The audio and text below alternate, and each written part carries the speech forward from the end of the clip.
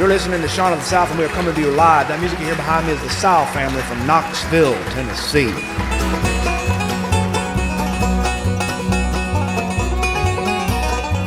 There's an army watching over me, and when trouble comes around, I go to Jesus, ask him, please send the angels down. Send the angels down, oh Lord, send the angels down. Let them carry me on heaven's wings. Send the angels down.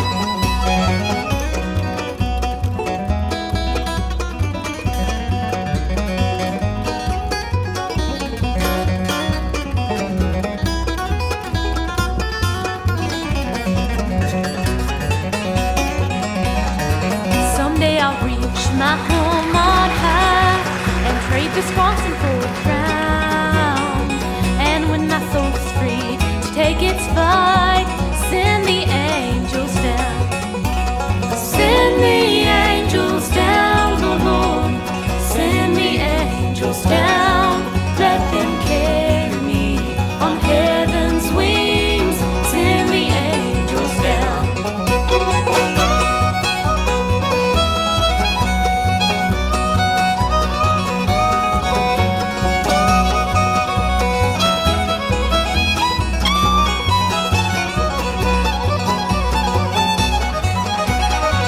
Are you ready that judgment day when that final trumpet sounds? Will he answer when they call your name? Send the angels down. Send the angels down, Lord, Lord. Send the angels down. Let them carry me on heaven's wings. Send the angels down. Let them carry me on heaven's wings.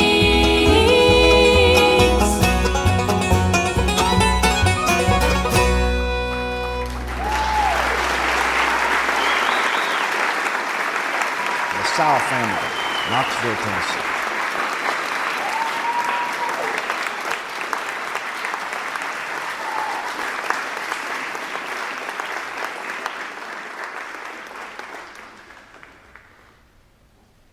It's the winter time, I know, and it's a gray, depressing time. The sun is just hidden from the world, and a gray quilt hangs over the treetops. You can almost see the shadow that it casts on the world. It is a dark time, and it is chilly. Even down south, it's chilly. There was snow in North Carolina and South Carolina. I saw a photograph from South Carolina. The palm trees were covered in snow. It's wrong. But spring is coming because we have always experienced 4 seasons throughout our entire life. We have actual evidence that spring will be here. And I like this. I like having a little bit of evidence every now and then that good things actually do happen. It was springtime when several of us 11 and 12-year-old boys chased after Henry Reynolds when he was leaving the parking lot of church. I can remember that day because I love spring so much. It's the time of year when you're drunk with the smells of the earth and insects begin to populate the atmosphere, and you can reach your hand out and swat the air and you can catch 10 or 12 ladybugs. And if you're lucky enough, in the middle of the night, you can sit next to a pond reflection and you can see lightning bugs making strange patterns and formations above the surface of the water. We were following Henry out to his car. His car was at the edge of the parking lot. It was a 1968 Ford Falcon, silver. He had restored it himself, and he kept this thing in pristine shape, which is why he parked it at the edge of the parking lot. We followed him out there because we knew he was going to work. Henry was a maintenance man and a security guard all wrapped up into one at the Twin Oaks apartment complex across town. On Sundays, he made his maintenance calls because that's when most of the people were home after a full work week, and they'd let him into their apartments. He would fix their loose ceiling fans or their power receptacles which did not work, or plaster the spots and holes on their walls, or fill in the puttied nail holes from a young woman's apartment who kept too many posters of half-naked men on her walls. We followed him out to his car because we knew that he, being a security guard, would have a pistol on his belt. And 11 and 12-year-old boys are the kinds of creatures who do nothing but sit around all day and think about girls, boogers, guns, farts, and girls.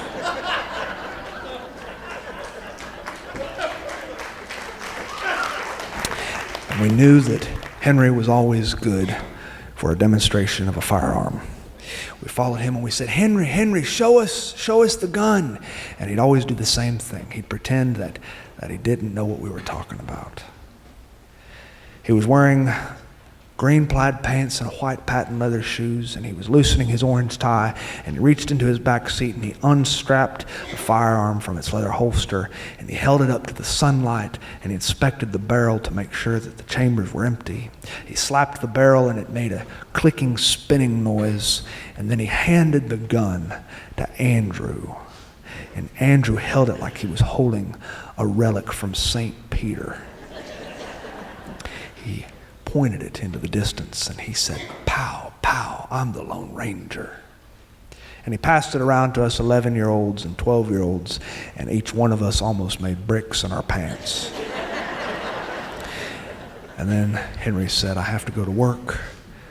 And he would take the gun from us, and he'd light a cigarette, and we'd watch his 68 Gray Falcon drive down the road. And we thought that this man was the coolest deacon at the Baptist church we'd ever known. Most deacons, you will note, in the Baptist congregation sign a slip of paper that says they will not smoke, drink, cuss, or smile at anybody who does. But Henry was different. He would smile at anybody within smiling distance. He was a good man. My mother said that Henry and his wife, Pamela, were the ideal couple when they got married a long, long time ago. Everybody expected them to have all sorts of babies and make the perfect family. But that's not how life worked out for him. Henry discovered early on that Pamela had some problems in her female parts, and she wasn't able to have a child. But that was nothing compared to the blow they received when they found out she had breast cancer. And it killed her 9 months later. After 9 months, Henry was standing looking into a hole in the ground, and when the dirt mounded over that hole, he was still standing there looking at it. The dreams of a family that they were going to have had just vanished. The Twin Oaks apartment complex on the other side of town, one time used to be a nice place to live. It used to have lattice work out front and azalea bushes and camellias, and it was painted a pale yellow color with green shutters and green shingles on the top of the roof, and it looked like a place you could raise a family in. Not fancy, but nice. But time had not been kind to the Twin Oaks apartment complex. It had degenerated itself into what we lovingly refer to as the ghetto. It was a place where you could pull into the parking lot and you could find shirtless young men hollering at one another while sipping from brown paper sacks. Or you could find these red glittery cars which had been jacked up with hydraulic suspension systems which would violently bounce them up and down and side to side as if the invisible hand of a toddler sitting in a sandbox was banging it against the pavement. Fights broke out there all the time, and there had even been a few shootings at the Twin Oaks apartment complex, and this is why they hired Henry to be the security guard. That day he was there to repair the roof. There was a leaky patch of ceiling just over Unit 327. He crawled out of his Falcon and he went to the maintenance shed and he removed a ladder, a 2-story ladder, and he had the innate ability to open that ladder on his own using nothing but his manpower and lift that ladder and stand it up on its end. That is a hard thing to do, but he was a strong man inside. I guess Most men who have to sit through Baptist deacons meetings have to be strong.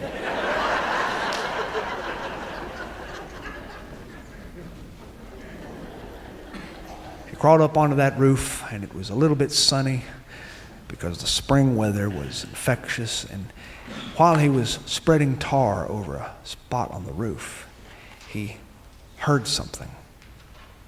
He heard something coming from the unit below. It must have been Unit 327. He pressed his ear against the roof, and as soon as he did it, he knew it was a bad idea because the sun had heated up those shingles and it scorched his ear. He crawled down that ladder.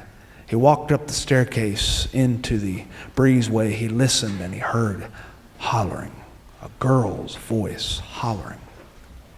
And he pressed his ear against the Unit 327 and he knocked on the door and he said, "Hello, hello.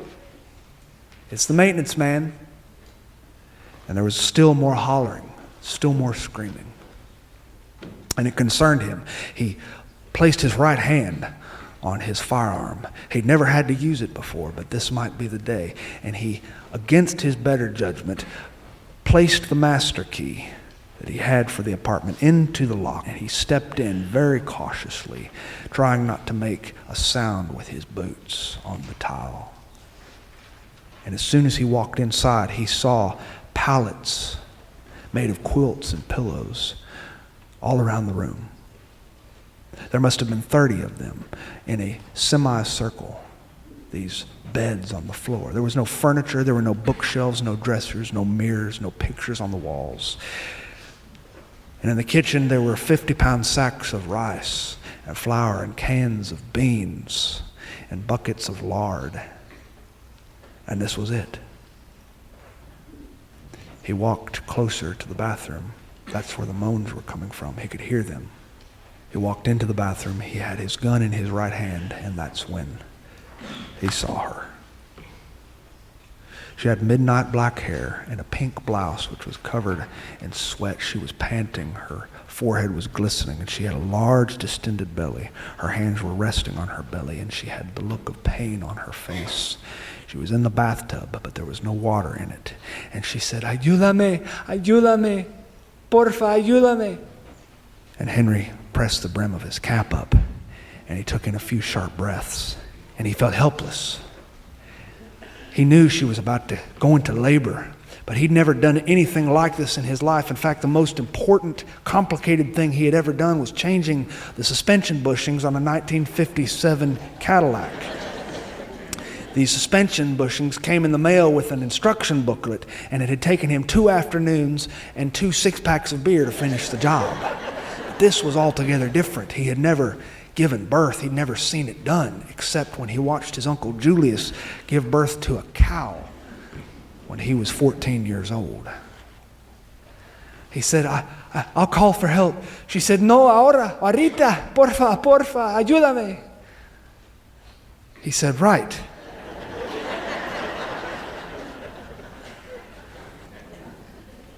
He got into the bathtub with her, and he placed his boots next to her bare feet, and he squatted down. He had no idea what in the hell he was doing. He removed the holster made of leather on his belt, and he set it on the floor, and he took off his hat, and he rubbed his hands together.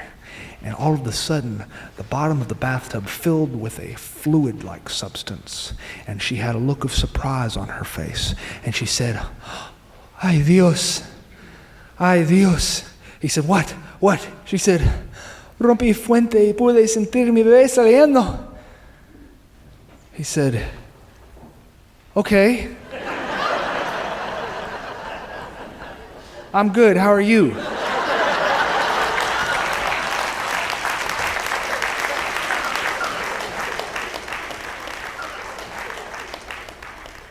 And that's when it happened. He saw the head. Somehow he almost knew what to do. He held her hand and he said, "Push, push." And she grit her teeth and she wrinkled up her face. And she squeezed his hand so hard that her knuckles went white. And she screamed. And the baby came out. And it was a healthy child. And he held it into his arms. And even though he was a Baptist deacon, even though he had been a Baptist deacon for 12 years and had gone to business meeting upon business meeting upon business meeting, and he had signed the paper that said he would not smile at anyone who smoked, drank, or cussed, he said, Jesus Christ. And the girl smiled and said, Jesus. Jesus. And she took the baby from his arms and she pet the baby's hair and she said, Jesus. Ay, Chuchito Jesus. And he leaned against the wall and he watched that Mexican girl almost fall asleep. There was a look of not just relief on her face, but satisfaction. He stood up, he walked out of the bathroom, and he went to the balcony, and he lit himself a cigarette. He did not care who in the Baptist congregation might be watching or might not be watching. He smoked that cigarette inside of 2 seconds. When he was finished, he walked in to find her in the bathtub, completely asleep. He woke her and he asked her about her life. She was able to speak just enough English to communicate with him. Monosyllabic words about who she was and where she came from. He found out she came from Mexico. He found out that she'd come with her boyfriend, and when he'd found out she was pregnant, he left her, and she was trapped in this life, an immigrant living in an apartment building with 30 other immigrants. There was no way out. She worked in the laundromat of a local hotel, and this was life. And now she would be missing work because of having a child. And because of her not earning any money, she would have no place to stay. She communicated all this to him in very small, plain-spoken English words. Something came over him. It was a kind of confidence that he knew he had to do something. He picked her up. He helped get her dressed. And then he helped her down the stairs into his 1968 Gray Falcon. And he drove her home with baby Jesus in her arms. He carried her out of the car once they arrived at his house, and he walked her down his hallway. On his walls were pictures of Pamela and the life that he had begun with her, one that had ended far too soon. And when he got her to the end of the hallway, he kicked open a door, and it was a room he had not gone in a long, long time. The room was painted pink. And he remembered the day that room had been painted. It was 1974. He was coming home early from work at the paper mill, and he saw Pamela rolling a pink roller against those walls. And he said, "What are you doing, honey?" And she stopped and she looked at him and she said, "I think we're going to have a girl." It was the same girl that she miscarried. It was the same girl that they named Sarah, even though she never was. He placed this young girl, this Mexican girl, in that single bed, in that vacant room, which had never been warmed with the spirit of a child. He said, "What's your name?" She said, "Me llamo Maria." And he remembered enough from 9th grade Spanish to say, "Mi nombre es Henry." "Te amable usted, Henry." He took baby Jesus from her arms and he opened a drawer in the dresser across the bedroom. He lined this drawer with quilts and he placed the baby inside, and he rubbed that child's furry mop of black hair. And he sat in a chair and he watched the both of them sleep. There's a pleasant sound that a woman who's just given birth makes when she sleeps. It is an angelic sound. A few days later, he went to the deacons' meeting. And after an ample discussion on VBS facilitation and church finances when it came to the choir, acquiring new robes because the air conditioner vent had leaked and spilt a greenish funk water all over the sacred vestments, thereby rendering them with the same smell of a retired jockstrap, Henry stood up and he said, "A funny thing happened to me a few days ago." Henry asked for everything He asked for baby beds. He asked for cribs. He asked for diapers, for baby formula. He asked to help this woman attain her visa, to attain citizenship. And the men did not give him the response he expected. They looked around at each other, and they had furrowed brows. And George Walton stood up and he said, "You mean to tell me you are harboring an illegal immigrant at your house?" Henry got real quiet. He had served with these men for 12 years. He had helped organize bake sales to raise money for the youth group.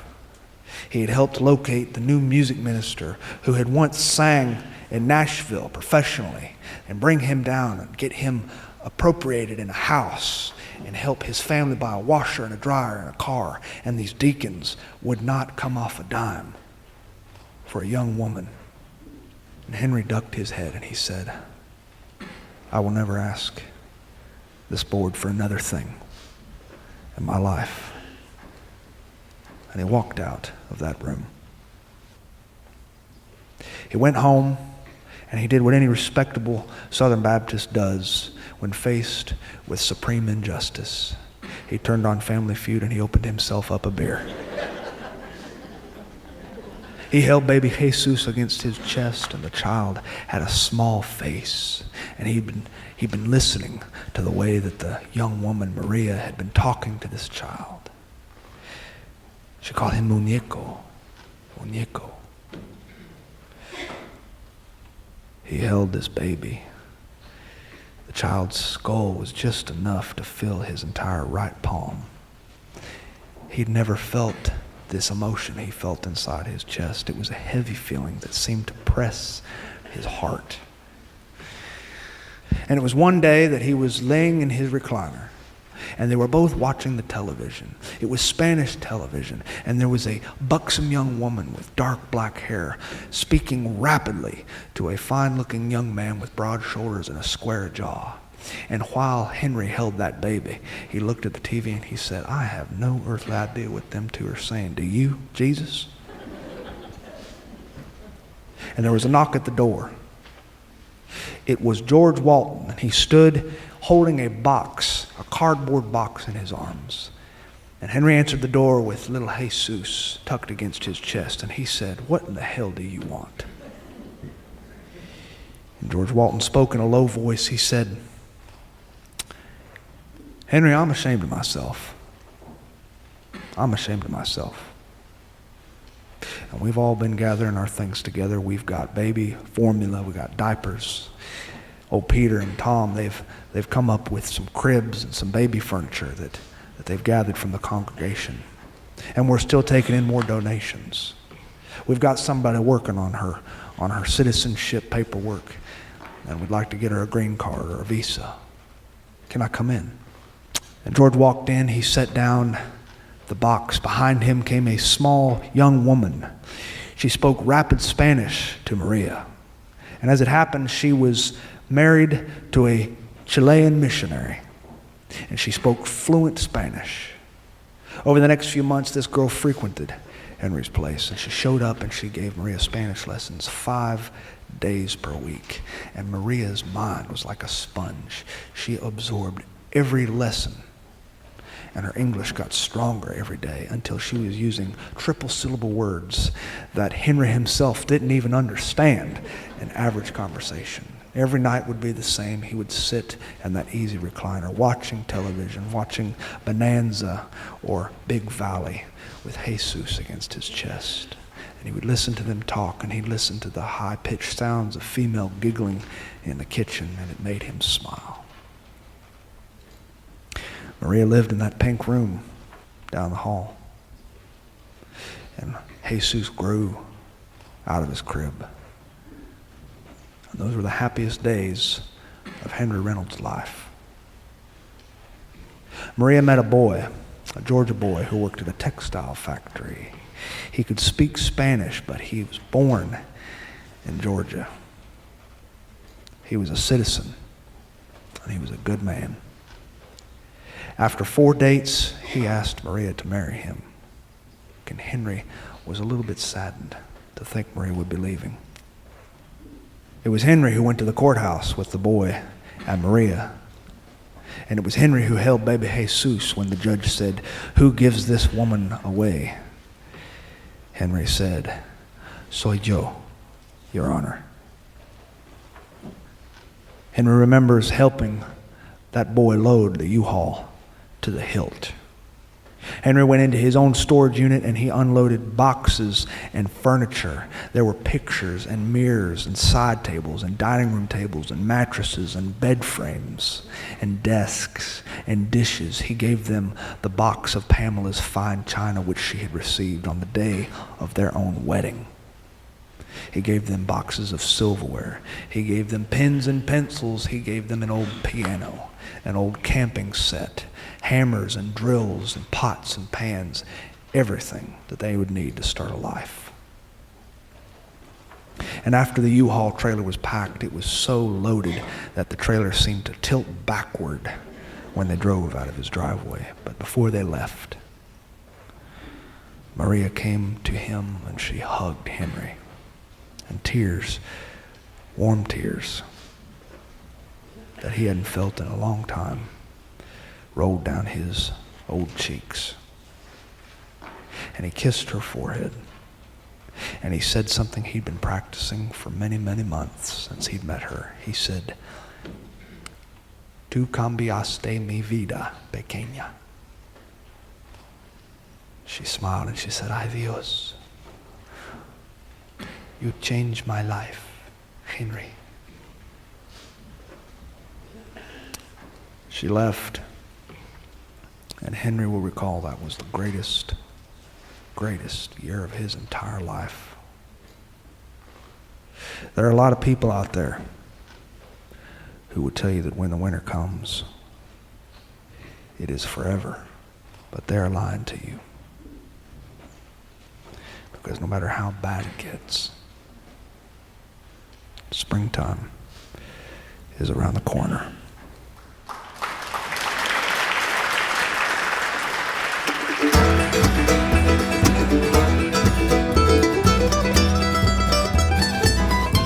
Thanks for listening to Sean of the South. I've been your host, Sean Dietrich, and it has been a pleasure.